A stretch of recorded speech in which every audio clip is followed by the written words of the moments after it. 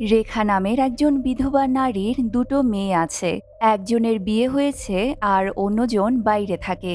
রেখা একে তো বিধবা, তার উপরে সুন্দরী, তাই কলোনির সবাই তাকে নিয়ে বিভিন্ন গুজব ছড়ায়। যেমন রেখা সব পুরুষদের ফাঁদে ফেলে, পুরুষদের মেরে মাটি চাপা দিয়ে দেয়, এই সব।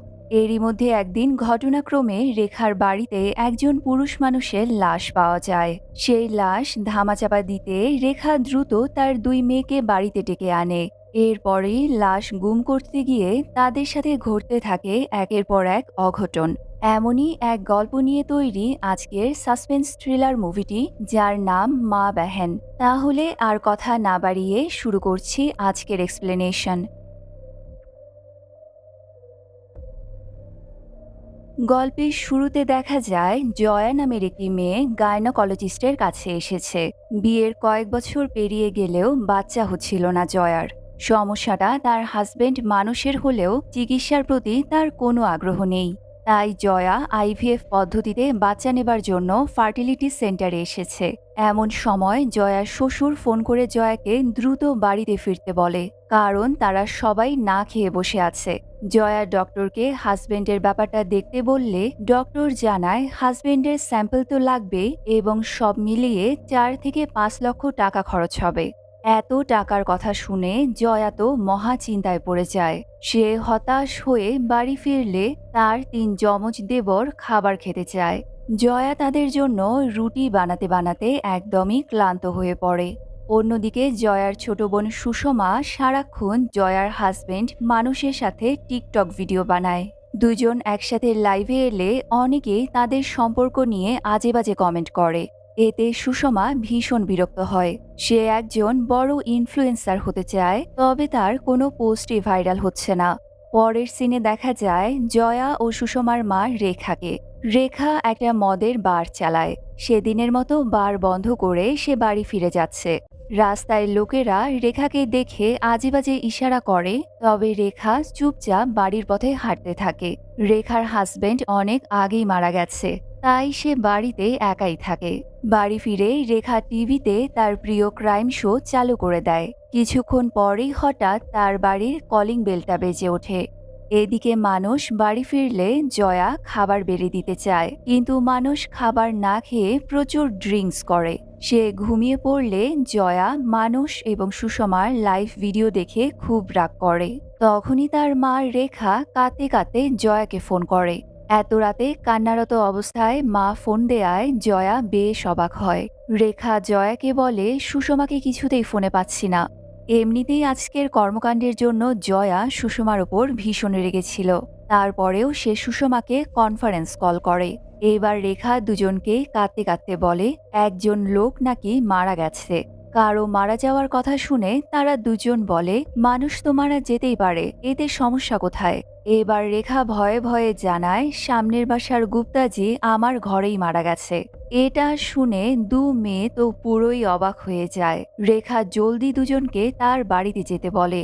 এখানে একটা ফ্ল্যাশব্যাকে দেখা যায় সুকুমার যেদিন রেখাকে বিয়ে করে কলোনিতে নিয়ে আসে, সেদিন রেখাকে দেখে কলোনির সবাই একেবারে মুগ্ধ হয়ে যায়, কারণ এত সুন্দরী মেয়ে তারা আগে কখনোই দেখেনি। সুকুমারের মা প্রতিবেশীদের নিয়ে যখন নতুন বউকে বরণ করতে আসে, তখনই রেখার শাড়ির আঁচল নিচে পড়ে যায় আর তার স্লিভলেস ব্লাউজ দেখে সবার মাথা চক্কর দেয়। সবাই ভাবে রেখা নিশ্চয়ই একটা চরিত্রহীন মেয়ে, তাই ভয়ে সবাই পালিয়ে যায়। রেখা প্রথম দিন বাড়িতে এসেই পাশের বাড়ির গুপ্তার উপরে নজর দেয়, তবে গুপ্তা রেখাকে একদমই পাত্তা দেয় না। বিয়ের 7 মাস পরে জয়ার জন্ম হয়। এতে সবার সন্দেহ আরও নিশ্চিত হয়ে যায় যে রেখা সত্যিই একটা চরিত্রহীন মেয়ে। একদিন বৈদ্যুতিক ত্রুটির কারণে পুরো কলোনির কারেন্ট চলে যায়। সেদিন কারেন্টের শক লেগে সুকুমার এবং সুকুমারের মা মারা যায়। সুকুমার আবার গুপ্তার থেকে অনেক টাকা ধার নিয়েছিল, তাই গুপ্তা চাইলেই রেখাকে বাড়ি থেকে বের করে দিয়ে তাদের বাড়িটা দখল করতে পারত। কিন্তু রেখার অসহায়ত্বের সামনে সে আর কিছুই বলতে পারে না। দেখতে দেখতে আরো অনেক বছর কেটে যায়, তবুও রেখার সৌন্দর্য একটুও কমে না। তাই কলোনির সবাই ভাবে রেখা আসলে একটা ডাইনি, কারণ ডাইনিদের তো বয়স বাড়ে না। যাই হোক, বর্তমানে জয়া পরের দিন সকালে মায়ের কাছে চলে আসে। রেখা বাড়ির বাইরে জয়ার সাথে খুব স্বাভাবিক আচরণ করে, যাতে কেউ বুঝতে না পারে তাদের বাড়ির ভেতরে আসলে হচ্ছেটা কি। জয়া ঘরের ভেতরে ঢুকে আগের লাশটা দেখতে চায়। ঠিক তখনই সুষমাও চলে আসে। তারা দুজনেই ঘরের মধ্যে ডেড বডি দেখে খুবই ভয় পায়। সুষমা রেখাকে বলে এবার জেলে যাওয়ার প্রস্তুতি নাও। তবে জয়া বলে এমন কিছুই হবে না। প্রথমে তারা দুজন মায়ের থেকে পুরো ঘটনাটা জানতে চায়। রেখা বলে গত রাতে 10:30টায় সে বার বন্ধ করে বাড়িতে আসা মাত্রই হঠাৎ কলিং বেলের আওয়াজ হয়। কে এসেছে জিজ্ঞেস করলে বাইরে থেকে প্রতিবেশী গুপ্তার আওয়াজ শোনা যায়। কিছুদিন পরে গুপ্তার মেয়ের বিয়ে, তাই রেখা ভেবেছে হয়তো সে কোনো দরকারে এসেছে। স্বাভাবিকভাবেই রেখা দরজা খুলে দিলে দরজা খোলা মাত্রই গুপ্তা তার দিকে চড়াও হয়। এক সময় সে রেখার ওপর জোর জবরদস্তি করতে থাকলে রেখা তাকে পেছনে ধাক্কা দেয়। তখনই মাথায় বাড়ি খেয়ে গুপ্তা মারা যায়। বিস্তারিত শুনে দুই মেয়ে বুঝতে পারে সেলফ ডিফেন্স করতে গিয়ে এমনটা হয়েছে। জয়া বলে চলো পুলিশকে গিয়ে সব জানাই, নিজেকে বাঁচাতে খুন করেছো শুনলে পুলিশ কিচ্ছু করবে না। তবে সুষমা বলে কিন্তু পুলিশকে এটা বিশ্বাস করাবো কিভাবে। এই নিয়ে দুই বোনের মাঝে শুরু হয় কথা কাটাকাটি। তখন রেখা দুজনকে থামিয়ে বলে সে কোনোভাবেই পুলিশের কাছে যাচ্ছে না। তারা আজ রাতেই লাশটা কাপড় দিয়ে পেঁচিয়ে নদীতে ফেলে দেবে। এটা শুনে জয়া বলে এজন্যই আমাকে গাড়ি নিয়ে আসতে বলেছ তাই না? তোমার আসলে ক্রাইম শো দেখে দেখে মাথাটাই নষ্ট হয়ে গেছে। তাই এখন ক্রাইম শোতে যা করে তুমিও সেটাই করতে চাচ্ছ। তবে তাদের এটা ছাড়া আর কোনো উপায় না থাকায় শেষমেশ সবাই মিলে ঠিক করে গুপ্তার লাশ নদীতে ফেলা হবে। তবে তাদের ভীষণই চিন্তা হয় মিসেস গুপ্তাকে নিয়ে। পরের দিন সকালে মিসেস গুপ্তা তার স্বামীকে নিয়ে খুবই টেনশন করছে, কারণ দুদিন পরে মেয়ের বিয়ে, কিন্তু কাল রাত থেকে গুপ্তা বাড়ি ফেরেনি। সে বারবার গুপ্তাকে ফোন করে কিন্তু কেউ রিসিভ করছে না। এদিকে রেখার বাড়িতে গুপ্তার ফোন বাজতে থাকলে সুষমা সোফার নিচে থেকে ফোনটা বের করে আনে। তারা দেখে মিসেস গুপ্তা হোয়াটসঅ্যাপে ভয়েস মেসেজ পাঠিয়েছে। মেসেজে মিসেস গুপ্তা বলে গতরাতেও তুমি বাড়ি ফেরোনি, মেয়ের বিয়ের কত কাজ পড়ে আছে, তাই তাড়াতাড়ি বাড়ি ফিরে এসো। আর খবরদার রেখাকে নিমন্ত্রণ করলে তোমার কিন্তু খবর করে ছাড়বো। এটা শুনে রেখা খুব হাসতে শুরু করে। তাকে নিয়ে গুপ্তা ও তার স্ত্রীর মধ্যে অনেক ঝগড়া হয়েছে ভেবে সে খুবই আনন্দ পায়। তবে মিসেস গুপ্তার আরও একটা মেসেজ পড়ে তারা টেনশনে পড়ে যায়। মিসেস গুপ্তা লিখেছে আমি দেখতে পাচ্ছি তুমি অনলাইনে আছো, তাহলে মেসেজের উত্তর দিচ্ছ না কেন? এবার ভয়ে সবার হাসি বন্ধ হয়ে যায়। কিছুক্ষণ পর জয়া শ্বশুরবাড়িতে ফোন করতে বাইরে এলে এক পুলিশ অফিসার তার কাছে আসে। পুলিশ তাকে ডাকছে দেখে জয়া মনে মনে ভয়ে কাঁপতে থাকে। তখন অফিসার নিজের পরিচয় দিয়ে বলে তার নাম হলো মহেশ্বরী। নামটা শুনে জয়া বুঝতে পারে সে তো তার ছোটবেলার বেস্ট ফ্রেন্ড। অনেকদিন দেখা হয়নি, তাই সে মহেশ্বরীকে চিনতে পারেনি। এতক্ষণ মহেশ্বরী ভয় দেখিয়ে জয়ার সাথে মজা করছিল। মহেশ্বরী আবার গুপ্তার শালা হয়, সে গুপ্তার মেয়ের বিয়েতে এসেছে। কথায় কথায় সে আজ রাতের একটি প্রোগ্রামে জয়াকে ইনভাইট করে। তবে জয়া সহ সবার চিন্তা হলো আজ রাতে গুপ্তার লাশটা গুম করে ফেলতে হবে। রাতে লাগেজ থেকে পুরনো কাপড় বের করার সময় জয়া মাকে বলে চিকিৎসার জন্য তার 5 লক্ষ টাকা লাগবে, কিন্তু মা সেই কথায় তেমন একটা পাত্তা দেয় না। উল্টো সুষমার কাছে এসে মিসেস গুপ্তার ভয়েস মেসেজ নিয়ে মজা করতে থাকে। এটা দেখে জয়া তাদের উপর ভীষণ রাগ দেখায় এবং লাশকে কাপড় দিয়ে পেঁচাতে বলে। এইদিকে বিয়ের অনুষ্ঠানে মেয়ের শ্বশুরবাড়ির লোকেরা এসে গুপ্তাকে খুঁজছে, কিন্তু গুপ্তার কোনো খোঁজ খবর নেই। অন্যদিকে রেখা দুই মেয়েকে লাশ পেঁচাতে হেল্প করতে বললে দুজনই ভয়ে লাশ ধরতেই চায় না। রেখাও আবার একা একা লাশ তুলতে পারছে না, তাই তিনজন মিলে গুপ্তার লাশ টেনে অন্য ঘরে নিয়ে যাওয়ার সময় সুষমা হঠাৎ লাশ থেকে শব্দ পেয়ে পা ছেড়ে দেয়। সে চমকে উঠে বলে লাশটা তো এখনো জীবিত। এটা শুনে রেখা ও জয়া প্রথমে ব্যাপারটা বিশ্বাস করতে চায় না। তবে হঠাৎ গুপ্তা পাশে ঘুরলে এবার সবাই ভয়ে একেবারে জমে যায়। ওদিকে বিয়ে বাড়িতে মিসেস গুপ্তা সবাইকে নিয়ে খুব মজা মস্তি করতে থাকে, আর এদিকে রেখা গুপ্তার হাত পা সবকিছু বাঁধতে থাকে যাতে জ্ঞান ফিরলেও সে কোনো ঝামেলা করতে না পারে। সুষমা গুপ্তার ফোন চেক করলে দেখে রেখাই গুপ্তাকে গেমস খেলার নাম করে আগে মেসেজ দিয়ে বাড়িতে ডেকেছে। এটা দেখে দুই বোন এবার তাদের মাকে চেপে ধরে। রেখা বলে, কেন, আমি কি গেমস খেলতে পারি না? জয়া বলে, তাই বলে রাত 11:30টায় গুপ্তা আঙ্কেলের সাথেই গেমস খেলতে হবে? এবার রেখা খুবই ইমোশনাল হয়ে বলে, এই কলোনির কেউ তো আমাকে দেখতে পারে না, এমনকি আমাকে নিয়ে নিত্য নতুন গুজব ছড়িয়ে এখান থেকে তাড়িয়ে দিতে পারলেই যেন বেঁচে যায়, তাই আমি একটু গেম খেলার জন্যই ডেকেছিলাম। এসব শুনে জয়া বলে, আর ভুলভাল কিছু না বকে এবার আসল সত্যিটা বলো। এবার রেখা বলতে থাকে সে যে বারে চাকরি করে সেই বারের ম্যানেজার হলো গুপ্তা। কিছুদিন আগে রেখা বার থেকে কিছু টাকা সরিয়েছিল। গুপ্তা হিসাব করতে গিয়ে সেটা বুঝতে পারে। জয়া জিজ্ঞেস করে, কত টাকা সরিয়েছ তুমি? রেখা জানায় 5.5 লক্ষ টাকা। এত টাকার কথা শুনে দুই বোনের একেবারে মাথা ঘুরে যায়। এত টাকা কেন সরিয়েছে সেটা জানতে চাইলে রেখা বলে তার কিছু পার্সোনাল কাজের জন্য টাকার দরকার ছিল, সেটা বোঝানোর জন্যই সে গুপ্তাকে বাড়িতে ডেকেছিল। কিন্তু গুপ্তা হঠাৎই তার উপরে চড়াও হয়, তাই রেখা আত্মরক্ষার জন্য গুপ্তাকে ধাক্কা দিলে দরজার সাথে বাড়ি লেগে তার এই অবস্থা হয়। এটা শুনে জয়া বলে, তাহলে কি এখন জীবিত মানুষকে নদীতে ফেলবে? এবার রেখা তাদেরকে আরেকটা প্ল্যানের কথা বলে, কিন্তু জয়া আর কোনো প্ল্যানই শুনতে চায় না। সে ব্যাগ গুছিয়ে বাড়ি থেকে চলে যেতে চাইলে রেখা তাকে আটকিয়ে বলে, তোরও তো 5 লক্ষ টাকা লাগবে, তাই না? ওদিকে বিয়ের প্রোগ্রামে মিসেস গুপ্তা নাচতে নাচতে বেহুশ হয়ে পড়ে। পরের দিন ঘুম থেকে উঠে সে দেখে বাড়ির বাইরে তার মেয়ে গোল্ডি সুষমার সাথে কথা বলছে।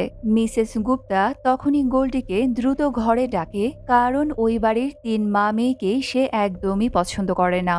এদিকে নতুন প্ল্যান অনুযায়ী রেখা গুপ্তার ফোন থেকে মিসেস গুপ্তাকে একটা মেসেজ পাঠায়, আমি মেয়ের বিয়েতে আসতে পারবো না, আমি কয়েকদিন ব্যস্ত থাকবো, তাই আমাকে কোনো মেসেজ করো না।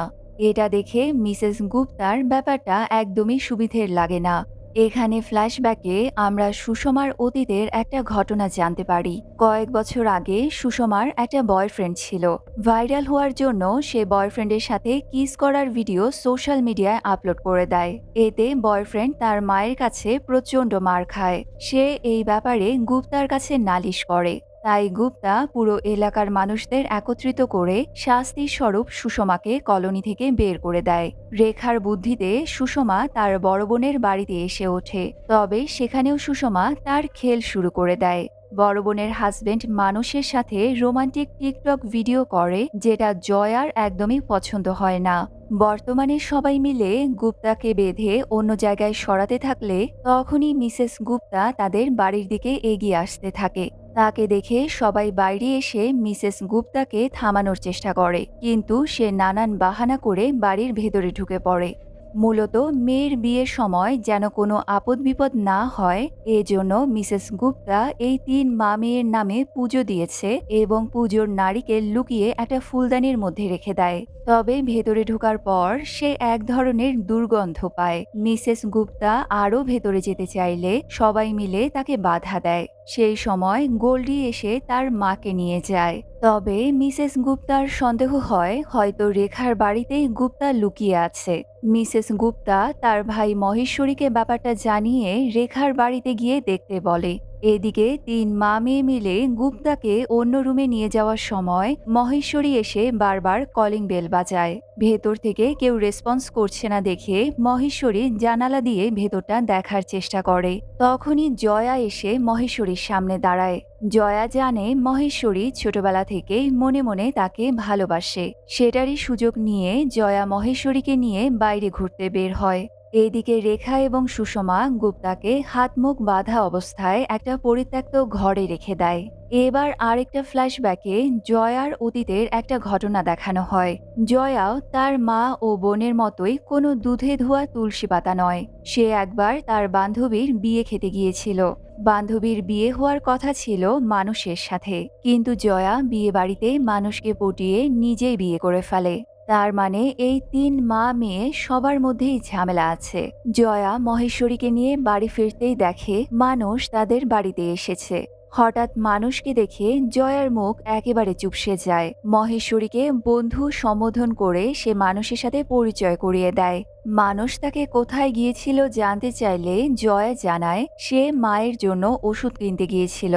এতে মানুষ তার কথা বিশ্বাস করে ফেলে। তবে জয়া মায়ের অসুস্থতার কথা বলে বাপের বাড়িতে এসেছে, কিন্তু রেখাকে দেখে তো সম্পূর্ণ সুস্থ লাগছে। তাই মানুষ এটা নিয়েও প্রশ্ন তুললে এবার রেখা তার অভিনয় শুরু করে দেয়। সে ঢং করে বলে এতদিন কেউ তাকে দেখতে আসেনি, তাই সে অসুস্থতার নাটক করেছে যাতে মেয়েরা তাকে দেখতে আসে। আরও অনেক ইমোশনাল কথা বলে রেখা মানুষকে গলিয়ে ফেলে। কিন্তু এরপরেই রেখা একটা বড় ভুল করে বসে। সে মানুষকে খাবার খাওয়ার নিমন্ত্রণ করে ফেলে, তাই মানুষও আর ফিরে যেতে চায় না।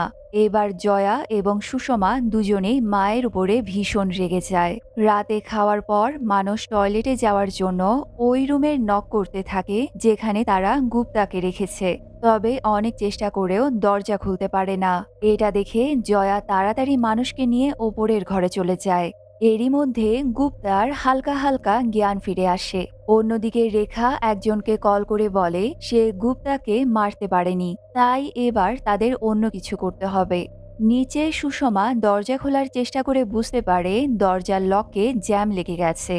এদিকে সেই রাতেই গুপ্তার বাড়িতে একটা কল আসে। কল রিসিভ করতেই গোল্ডি চিৎকার করে ওঠে। এদিকে ৩ মা বোন মিলে দরজাটা খোলার অনেক চেষ্টা করে, কিন্তু কিছুতেই খুলতে পারে না। সেই সময় মানুষ এসে সবাইকে জানায় গুপ্তাকে কেউ কিডন্যাপ করেছে। গতরাতে কিডন্যাপার ওদের বাড়িতে কল করে মুক্তিপণ চেয়েছে। এটা শুনে রেখাসহ সবাই একেবারে অবাক হয়ে যায়। মিসেস গুপ্তাও মেয়ের থেকে জানতে পারে গুপ্তা আসলে কিডন্যাপ হয়েছে এবং মুক্তিপণ হিসেবে ৫.৫ লক্ষ টাকা আজ রাতের মধ্যেই গলির ডাস্টবিনের ওপরে রাখতে বলেছে।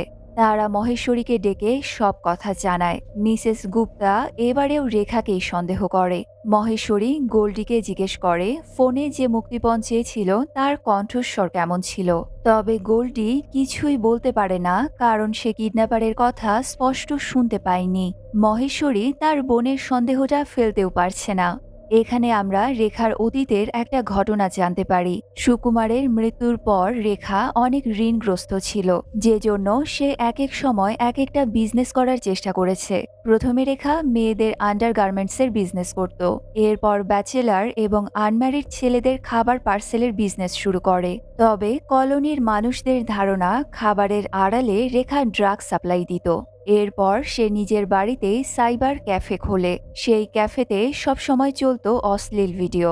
কলোনির যুবক ছেলে থেকে বৃদ্ধ সবাই এসে টাকা দিয়ে সেই ভিডিও দেখত। অনেকে এটাও ধারণা করে রেখার সাইবার ক্যাফেতে গিয়ে অনেক ছেলেরা আর ফিরেই আসেনি।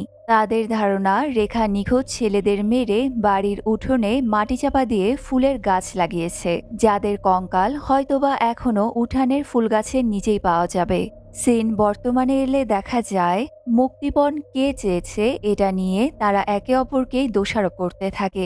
রেখা, জয়া এবং সুষমা সবাই এক কথাই বলে যে তারা কেউই ফোন করেনি। এটা নিয়ে দুই বোনের মধ্যেও তুমুল ঝগড়া শুরু হয়। এখানে তাদের কথা থেকে জানা যায় সুষমা আসলে জয়ার সৎ বোন। সুষমার বাবাকে সেটা রেখা ছাড়া কেউ জানে না। রেখা সবসময় সুষমাকে এ ব্যাপারে উল্টোপাল্টা বুঝিয়ে এসেছে। দুই বোন তুমুল ঝগড়া বাঁধালে রেখা দুজনের উপরে খুব রেগে যায়। অন্যদিকে মহেশ্বরী গুপ্তাকে খোঁজার জন্য পুরো কলোনির সিসিটিভি ফুটেজ পর্যবেক্ষণ করে বুঝতে পারে গুপ্তা সে রাতে কলোনি থেকে বেরই হয়নি। মহেশ্বরী ফুটেজ দেখার সময় জয়া মহেশ্বরীর কাছে এসে কৌশলে সব তথ্য জেনে নেয়। জয়া মহেশ্বরীর নেক্সট প্ল্যান জানার জন্য চালাকি করে তাকে জিজ্ঞেস করে, তুমি কলোনিতে সবার বাসায় তল্লাশি করছো না কেন? মহেশ্বরী জানায় এটা সম্ভব নয়, তার জন্য আগে সার্চ ওয়ারেন্ট লাগবে। এটা শুনে জয়া যেন কিছুটা স্বস্তি পায়। রাতে কিডন্যাপারকে ধরার জন্য মহেশ্বরী ছদ্মবেশ নিয়ে নির্দিষ্ট ডাস্টবিনের সামনে আসে। মিসেস গুপ্তা মেয়ের সাথে এসে সেই জায়গায় টাকা রেখে যায়। অন্যদিকে একই সময়ে দেখা যায় রেখা গোপনে বাড়ি থেকে বের হয়ে যাচ্ছে। রেখাকে দেখে জয়াও লুকিয়ে তাকে ফলো করে। জয়াকে দেখে এবার সুষমাও তাদের পিছু নেয়। এভাবেই শেষমেশ তিনজন রেখার সেই বাড়ি এসে হাজির হয়। একটু পরে সেই বাড়ি আসে পরেশ নামের একজন লোক। এবার জানা যায় পরেশ হচ্ছে সুষমার আসল বাবা। সুকুমার মারা যাওয়ার বেশ কিছুদিন পর থেকে পরেশ গোপনে রেখার বাড়িতে যাতায়াত করত। এভাবেই রেখা একসময় প্রেগনেন্ট হয়ে গিয়েছিল এবং পরবর্তীতে সুষমার জন্ম হয়। তবে সুষমার বাবা আসলে কে সেটা রেখা ছাড়া কেউ জানত না। সেজন্যে কলোনির নারীরা তাদের হাজবেন্ডদেরই সন্দেহ করে সুষমার চেহারার সাথে তাদের হাজবেন্ডদের ফটো ম্যাচ করিয়ে দেখত যে কার সাথে ম্যাচ করে। সিন বর্তমানে এলে দেখা যায় প্রথমবার সুষমা তার বাবাকে দেখে খুবই অবাক হয়। সে ইমোশনাল হয়ে জিজ্ঞেস করে, এতদিন আমার সাথে দেখা করতে আসছনি কেন? পরেশ জানায় সে একটা সিক্রেট এজেন্সিতে কাজ করে, তাই অনেক কিছুই তাকে গোপনে রাখতে হয় এবং পরিবার থেকেও দূরে থাকতে হয়। রেখা মূলত পরেশকে টাকা দিতে গত রাতে তাকে ফোন করে এখানে আসতে বলেছে। সেদিন রাতে অর্ধেক টাকা দিয়েছে আর আজ বাকি অর্ধেক দেবে। এসব শুনে জয়া এবং সুষমা রেখাকে সবকিছু খুলে বলতে বলে ওই দিন রাতে আসলে কি হয়েছিল। রেখা জানায়, আমি ও পরেশ বার থেকে একসাথেই টাকা সরিয়েছিলাম। মূলত পরেশের রিটায়ারমেন্টের পর দুজন মিলে একটা সিকিউরিটি এজেন্সি খোলার জন্য টাকাগুলো সরিয়েছিল, যাতে ভবিষ্যতে দুই মেয়ের জন্য কিছু করতে পারে। এটা শুনে জয়া ধারণা করে মুক্তিপণের জন্য হয়তো পরেশই গুপ্তার বাড়িতে ফোন করেছে, কিন্তু পরেশ সে কথা অস্বীকার করে। জয়া পুলিশকে সব জানিয়ে দেবে বললে এবার পরেশ খুবই রেগে যায়। সে রেগেমেগে বলে দেয় সে আসলে কোনো সিক্রেট এজেন্ট নয়, সে একজন ঠগবাজ এবং চোরা কারবারি। বিভিন্ন সময় বিভিন্ন জায়গায় ঠগবাজি করতে গিয়ে পুলিশের হাতে ধরা খেয়ে জেল খেটেছে। এই বিষয়টা রেখা নিজেও এতদিন জানত না। পরেশ কথায় কথায় এটাও বলে দেয় সে কোনো এজেন্সি খোলার জন্য টাকা নেয়নি, মূলত নেপালে পালিয়ে যাওয়ার জন্য টাকাগুলো নিচ্ছিল। এটা বলে পরেশ আজকে টাকাটা চায়, কিন্তু রেখা আর টাকা দিতে চায় না, কারণ সে এখন পরেশের আসল রূপটা জেনে গেছে। তবে পরেশ তো টাকা না নিয়ে কিছুতেই যাবে না। তাই একসময় মেয়ে সুষমার গলায় ছুরি ধরে সবাইকে ব্ল্যাকমেল করে টাকার ব্যাগ নিয়ে চলে যায়। এদিকে কিছুক্ষণ পর মহেশ্বরী ডাস্টবিনের উপরে টাকার ব্যাগ চেক করে দেখে সেখানেও টাকা নেই। পরেশ পালানোর পর সবাই হতাশ হয়ে ঘরে ফিরে আসে। সুষমা রেখার উপরেই রেগে গিয়ে গুপ্তার হাত পায়ের বাঁধন খুলে দেয়। এটা নিয়ে সুষমা এবং জয়ার মধ্যে আবারও ঝগড়া বেঁধে যায়। সেই সুযোগে গুপ্তা উঠে দাঁড়ালে জয়া হাতের কাছে মিসেস গুপ্তার রেখে যাওয়া পূজার নারকেলটা দেখতে পায়। সেই নারকেল ছুঁড়ে মারলে গুপ্তা আবারও জ্ঞান হারিয়ে ফেলে। এইদিকে শব্দ শুনে মানুষ ঘুম থেকে জেগে ওঠে। মানুষ যখন ওই ঘরে ঢোকার চেষ্টা করছিল তখন রেখা এবং সুষমা মানুষকে থামানোর চেষ্টা করে। মানুষ উল্টো সন্দেহ করে জয়া হয়তো ওই ঘরে কোনো পরপুরুষের সাথে রয়েছে, না হলে জয়া তাকে ঘরে ঢুকতে দিচ্ছে না কেন। মানুষের এমন কুরুচিপূর্ণ কথা শুনে জয়া ঘরের বাইরে আসে। মানুষ সন্দেহ করছে ভেতরে হয়তো মহেশ্বরী আছে। তবে জয়া মানুষের এমন সন্দেহে অনেক রেগে যায়। রেগে মেগে বলে, হ্যাঁ আমি মহেশ্বরীকেই ডেকেছিলাম, তুমি তো আমাকে বিয়ে করে তোমাদের বাড়িতে বিনা বেতনের চাকরানি করে রেখেছ। তুমি কি জানো তোমার পরিবারের জন্য আমি প্রতিদিন কত রুটি বানিয়েছি? মানুষ জয়াকে থামানোর চেষ্টা করে, কিন্তু জয়া আজ কিছুতেই থামে না। সে আরো বলে, আমি লুকিয়ে তোমার স্যাম্পল পরীক্ষার জন্য পাঠিয়েছি, তুমি স্বামী হিসেবে বাচ্চা দিতেও অক্ষম। মানুষ জয়াকে এসব কথা বলতে নিষেধ করলে জয়া তার ব্যাগপত্র দিয়ে মানুষকে ঘর থেকে বের করে দেয়। মানুষ তাকে ধমকি দিয়ে বলে, আমি কিন্তু আর তোমাকে ঘরে তুলব না।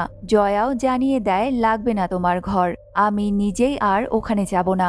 সবাই জানে আমি তোমাকে পটিয়ে বান্ধবীর থেকে ছিনিয়ে বিয়ে করেছি, কিন্তু সেদিন রান্নাঘরে তুমি আমাকে পটিয়েছিলে। তোমাকে বিয়ে করাটা আসলে আমার উচিতই হয়নি। মানুষ ডিভোর্স দেওয়ার ভয় দেখালেও জয়া কোনো কিছুরই তোয়াক্কা করে না। সবার সামনেই সে মানুষকে তাড়িয়ে দেয়। এরপর জয়া ঘরে এসে রাগে ইচ্ছে মতো খাবার খেতে থাকলে সুষমা জয়াকে বলে, দুলাভাইয়ের সাথে আমার কোনো কিছুই ছিল না, আমরা শুধুমাত্র ভিডিও তৈরি করতাম, এর বাইরে আর কিচ্ছু নেই। জয়া সুষমার কথাটাকে খুব একটা পাত্তা না দিয়ে বলে, মুক্তিপণের ব্যাপারে সবাই আমাদের উপরেই সন্দেহ করবে, তাই আমাদের কাছে আর কোনো অপশন নেই, সকালের আগেই গুপ্তার বডি সরাতে হবে, এরপর আমি আর তোমাদের কারো চেহারাও দেখতে চাই না। পরের দিন রেখা জানালা খুলতেই দেখে গুপ্তা ঘরের বাইরে দাঁড়িয়ে আছে, এমনকি হাত এবং মুখ বাঁধা অবস্থায় গুপ্তা খুঁড়িয়ে খুঁড়িয়ে তার নিজের বাড়ি পর্যন্ত চলে যায়। এমনটা দেখে রেখা তো পুরো স্তব্ধ হয়ে পড়ে। এদিকে দুই বোনও গুপ্তাকে ঘরে দেখতে না পেয়ে চিৎকার করে ওঠে। ঠিক তখনই গুপ্তা তার পরিবারের কাছে পৌঁছে যায়, তবে পৌঁছে গেলেও সে কিছুই বলতে পারে না, একদমই চুপচাপ থাকে। মহেশ্বরী মনে করে মাথায় আঘাত লাগার কারণে হয়তোবা এমনটা হয়েছে। এদিকে দেখা যায় গুপ্তাকে যে কাপড় দিয়ে বাঁধা হয়েছিল সেটা ছিল একটা ব্লাউজ। ব্লাউজটা দেখে মিসেস গুপ্তা বুঝতে পারে এটা রেখার ব্লাউজ। সে আগে থেকেই রেখাকেই সন্দেহ করছিল। তাই মিসেস গুপ্তা এবার প্রচণ্ড রেগে যায়। মহেশ্বরীও সবটা জানতে পেরে একেবারে চমকে ওঠে। জয়া এমনটা করতে পারে সে কখনোই ভাবতে পারেনি।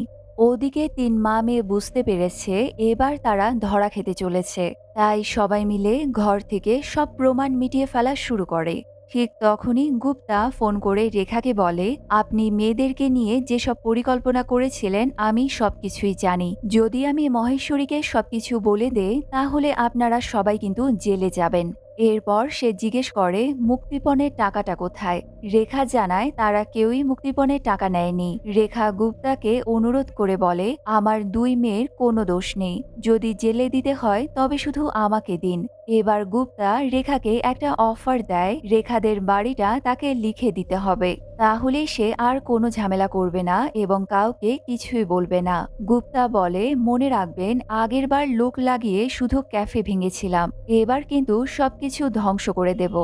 এখানে ফ্ল্যাশব্যাকে দেখা যায় গুপ্তাই শুরু থেকে রেখার উপরে নজর রেখেছিল, এমনকি বাড়ি থেকে অনেকবার তাড়িয়ে দেওয়ার চেষ্টাও করেছিল, কিন্তু পারেনি। কলোনিতে রেখাকে নিয়ে যেসব রটনা রটেছে সেগুলোর কোনো কিছুই আসলে রেখা কখনো করেইনি, উল্টো রেখার ওপর সবাই কুনজর দিয়েছে। বর্তমানে রেখা তাদের বাড়িটা কোনোভাবে গুপ্তার হাতে দিতে রাজি নয়। প্রয়োজনে সে পুলিশের কাছে ধরা দেবে, তবুও এই বাড়ি সে দেবে না। দুই মেয়ের জন্য শুধু এই বাড়িটাই আছে। জয়া বলে, বাড়ি বিক্রি করতে হবে না, আমার একটা প্ল্যান আছে। প্ল্যান অনুযায়ী জয়া গুপ্তার কাছে গিয়ে রাতে আসার আমন্ত্রণ জানায়। এদিকে তিনজন সুন্দর করে সাজুগুজু করে। রেখা খুব ভালো করেই জানে যে গুপ্তা তার প্রতি দুর্বল, তাই তারা গুপ্তাকে নিজের জালেই ফাঁসানোর প্ল্যান করে। গুপ্তা এসে মা মেয়েকে এমন অবস্থায় দেখে বিশ্বাসই করতে পারে না আসলে সে কি দেখছে। গুপ্তা আসা মাত্রই রেখা তাকে ফলের জুস খেতে দেয়, কিন্তু গুপ্তা কাউকে বিশ্বাস করতে পারছিল না, তাই রেখাকে দিয়ে প্রথমে জুস টেস্ট করায়, তারপর গুপ্তা সেটা খায়।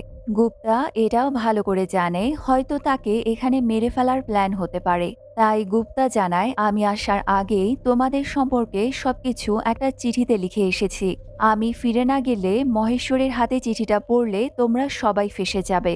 এরপর গুপ্তা রেখার বেডরুমে গিয়ে বসে, কিন্তু তখনও গুপ্তা বিশ্বাসই করতে পারছিল না এসব আসলে সত্যি কিনা। সবকিছু আসলে সত্যি দেখে এবার গুপ্তা তিনজনকে তার সামনে নাচতে বলে। তিনজন নিরুপায় হয়ে গুপ্তার সামনে নাচানাচি শুরু করে। গুপ্তা তিনজনকে দিয়ে অয়েল ম্যাসেজ করিয়ে নেয়। তবে তখনই দেখা যায় গোপনে সুষমার মোবাইলে সবকিছু রেকর্ড করা হচ্ছে, এমনকি এরই মধ্যে মিসেস গুপ্তা এবং মহেশ্বরীকে মেসেজও পাঠানো হয়েছে। মেসেজ পেয়ে মিসেস গুপ্তা দ্রুত রেখার বাড়িতে আসে। সে দেখে তার হাজবেন্ড তিনজনের থেকে মেসেজ নিচ্ছে। এবার তিন মা ও বোন গুপ্তার মজা নিতে থাকে, কারণ সবকিছুই তারা রেকর্ড করে ফেলেছে। সুষমা সোশ্যাল মিডিয়ায় গুপ্তার ভিডিও ছড়িয়ে দেওয়ার হুমকি দিতে থাকে। গুপ্তা এমন কর্মকাণ্ডে খুবই রেগে গিয়ে বলে, আমাকে ব্ল্যাকমেল করার চেষ্টা করলে তোমাদের সবাইকে জেলে পাঠাবো। তখন রেখাও রেগে বলে, আর একবার যদি আমার মেয়েদের সম্পর্কে কিছু বলেছ, তাহলে মানুষ যেমনটা বলে আমার ফুলবাগানের নিচে মানুষের দেহ পুঁতে রেখেছি, তোমাকেও ঠিক সেভাবেই পুঁতে রাখবো। জয়া বলে, আপনি যদি আমাদের বিরুদ্ধে কিছু করার চেষ্টা করেন তাহলে আমরা এই ভিডিওটা ভাইরাল করে দেব। গুপ্তা সেই রাতের বিষয়েও বলে যে রেখাই তাকে মেসেজ করে বাড়িতে ডেকেছিল, মানে সব দোষ সে রেখার উপরে চাপিয়ে দেওয়ার চেষ্টা করে। তবে রেখা তার কথা হেসেই উড়িয়ে দেয়। এটা দেখে গুপ্তা রেগে গিয়ে বলে, তোমরা যে ভিডিও ছড়াতে চাচ্ছ সেখানে আমার সাথে তো তোমরাও আছো, তোমাদের সম্মান কি চলে যাবে না? তখন রেখা বলে, আমাদের আবার সম্মান? এটা বলে সে অট্ট হাসিতে মেতে ওঠে। রেখার সাথে তার মেয়েরাও হাসতে থাকে। এতে গুপ্তা যেন পুরোই ভ্যাবাচ্যাকা খেয়ে যায়। মিসেস গুপ্তাও আর কিছু না বলে গুপ্তাকে নিয়ে ঘর থেকে বেরিয়ে যায়। যাওয়ার সময় মহেশ্বরী গুপ্তাকে এফআইআর করার কথা বললে গুপ্তা শালাকে কিছু না বলেই চলে যায়। কয়েক সপ্তাহ পর ৩ মা আর বোন মিলে টিভিতে ওই ক্রাইম শোটা দেখছে। হঠাৎই ক্রাইম শোতে তারা গুপ্তার মেয়ে গোল্ডিকে দেখতে পায়, যে শোতে গেস্ট হিসেবে গিয়েছে। এখানে গোল্ডির কথা থেকে জানা যায় সেদিন গোল্ডি বিয়ে থেকে পালিয়েছিল, কারণ সে অন্য কাউকে ভালোবাসে। বাড়ি থেকে পালাতে টাকা কোথায় পেয়েছে সেটা জানতে চাইলে গোল্ডি জানায়, ৫.৫ লাখ টাকা আমার কাছেই ছিল, আমি জমিয়ে রেখেছিলাম। তবে এটা শুনে ৩ মা বোন পুরোই অবাক হয়ে যায়। তারা বুঝতে পারে কিডন্যাপিং এবং মুক্তিপণের ব্যাপারটা পুরোটাই আসলে গোল্ডির সাজানো নাটক। এমনকি সেদিন মুক্তিপণের টাকাটা গোল্ডি নিয়েছিল। এসব বুঝতে পেরে ৩ মা আর বোন হাসাহাসি করতে থাকে। আর এটা দেখিয়ে এই মুভিটা এখানেই শেষ হয়ে যায়।